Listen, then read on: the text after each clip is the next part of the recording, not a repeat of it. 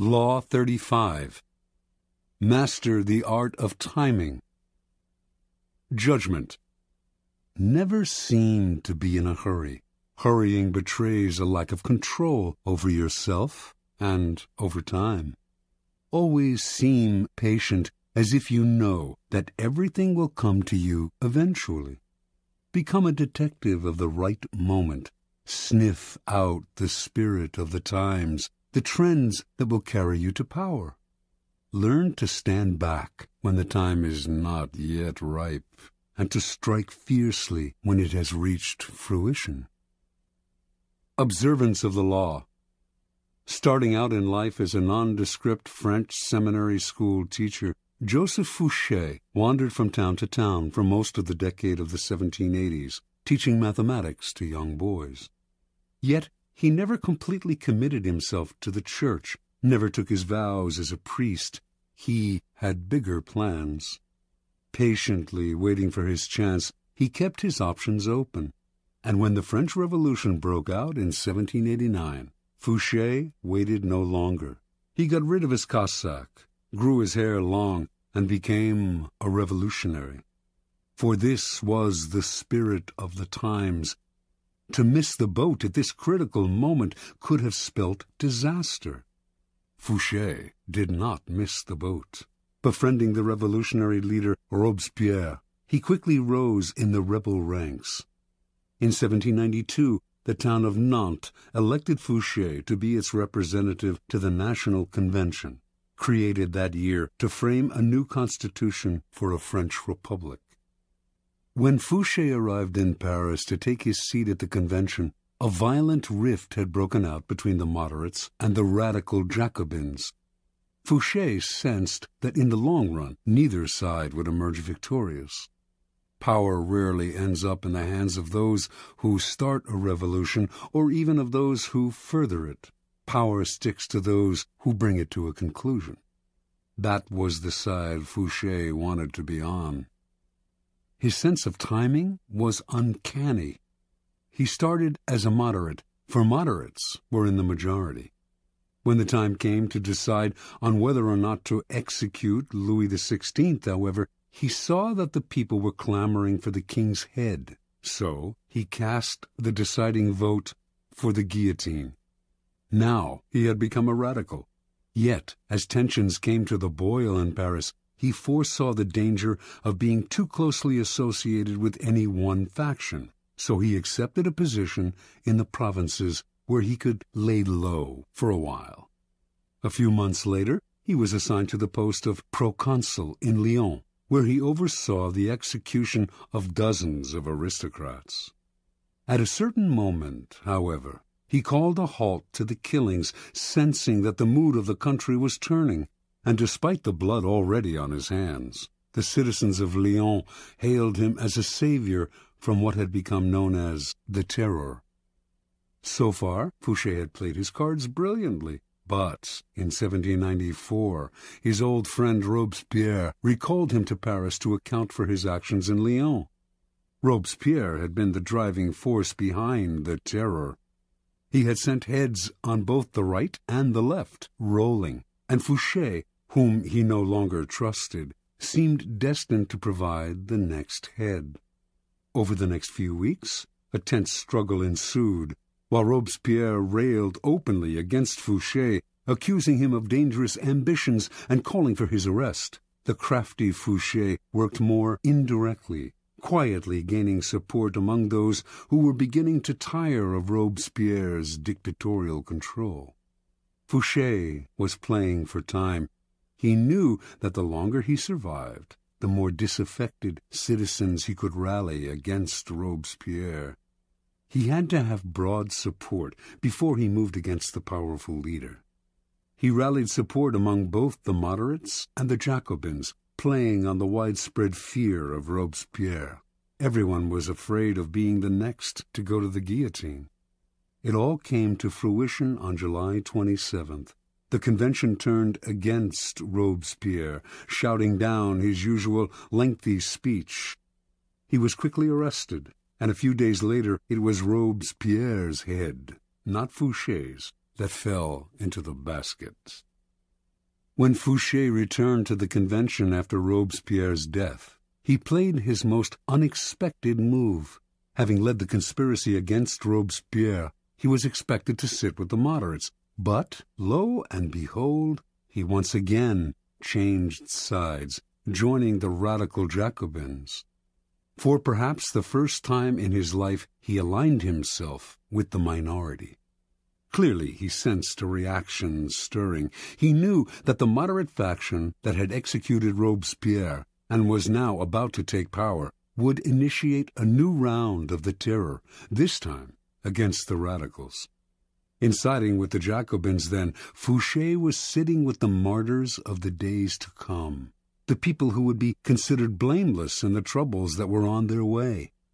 Taking sides with what was about to become the losing team was a risky gambit, of course, but Fouché must have calculated he could keep his head long enough to quietly stir up the populace against the moderates and watch them fall from power.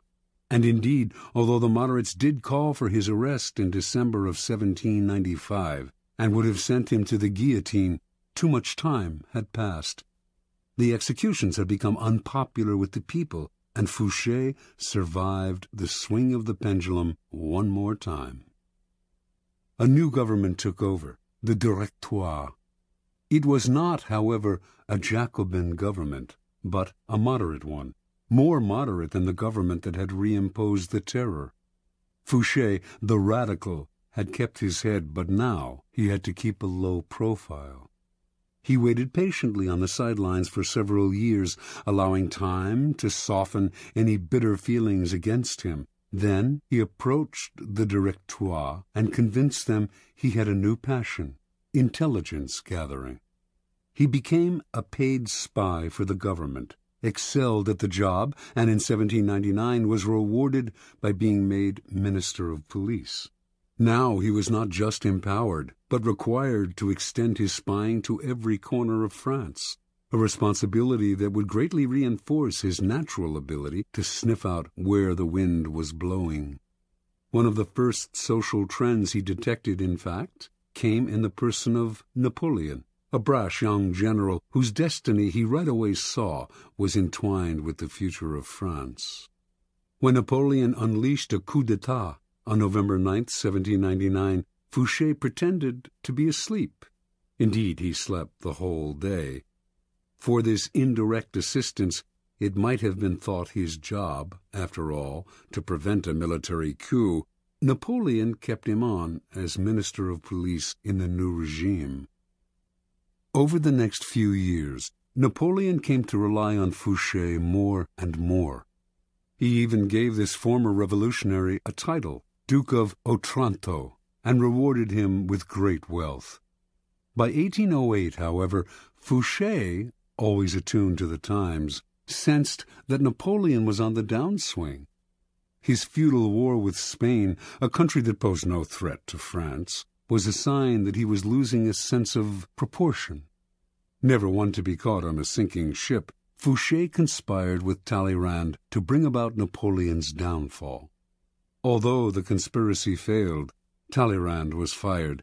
Fouché stayed, but was kept on a tight leash. It publicized a growing discontent with the emperor, who seemed to be losing control. By 1814, Napoleon's power had crumbled, and Allied forces finally conquered him. The next government was a restoration of the monarchy in the form of King Louis XVIII, brother of Louis XVI. Fouché, his nose always sniffing the air for the next social shift, knew Louis would not last long. He had none of Napoleon's flair. Fouché once again played his waiting game, laying low, staying away from the spotlight.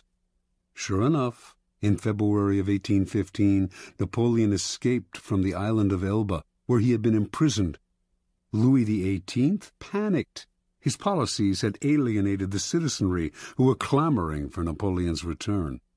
So Louis turned to the one man who could maybe have saved his hide, Fouché, the former radical who had sent his brother Louis XVI to the guillotine, but was now one of the most popular and widely admired politicians in France. Fouché, however, would not side with a loser. He refused Louis's request for help by pretending that his help was unnecessary, by swearing that Napoleon would never return to power, although he knew otherwise. A short time later, of course, Napoleon and his new citizen army were closing in on Paris. Seeing his reign about to collapse, feeling that Fouché had betrayed him, and certain that he did not want this powerful and able man on Napoleon's team, King Louis ordered the minister's arrest and execution.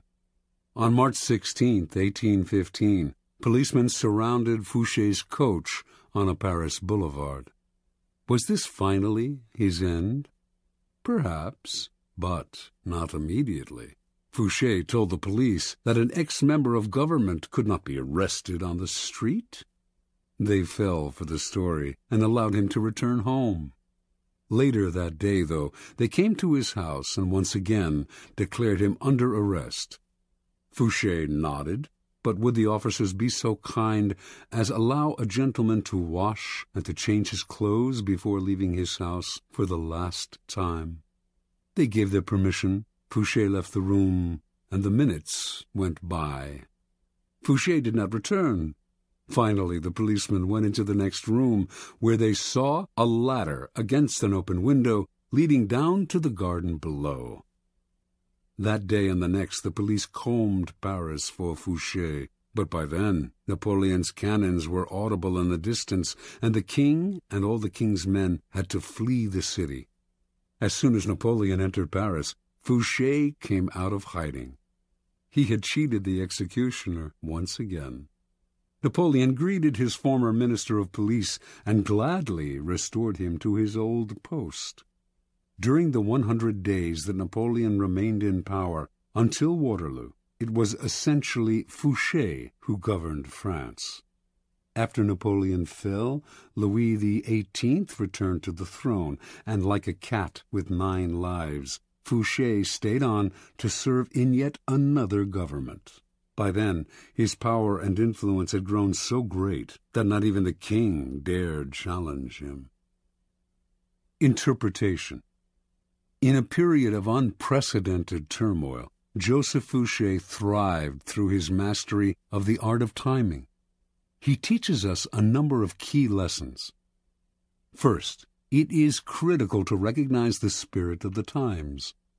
Fouché always looked 2 steps ahead, found the wave that would carry him to power, and rode it. You must always work with the times, anticipate their twists and turns, and never miss the boat. Sometimes the spirit of the times is obscure. Recognize it not by what is loudest and most obvious in it, but by what lies hidden and dormant. Look forward to the Napoleons of the future rather than holding on to the ruins of the past. Second, recognizing the prevailing winds does not necessarily mean running with them.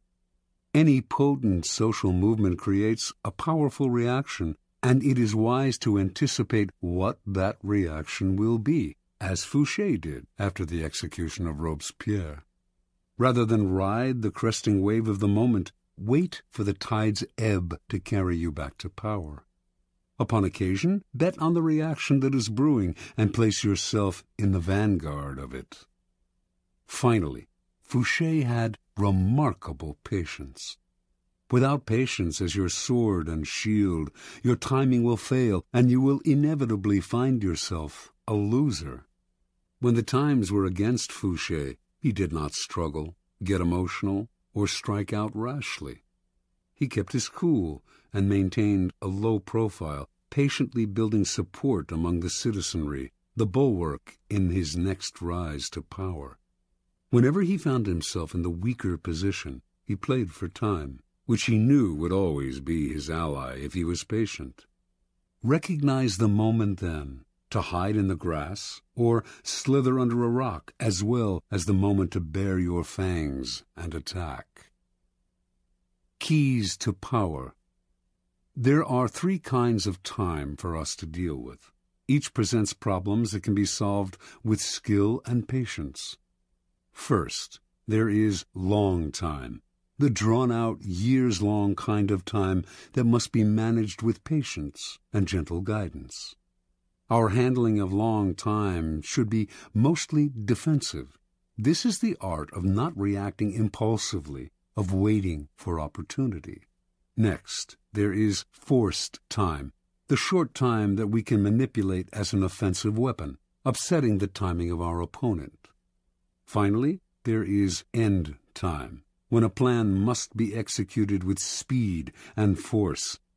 We have waited, found the moment, and must not hesitate. Long time. When you force the pace out of fear and impatience, you create a nest of problems that require fixing, and you end up taking much longer than if you had taken your time.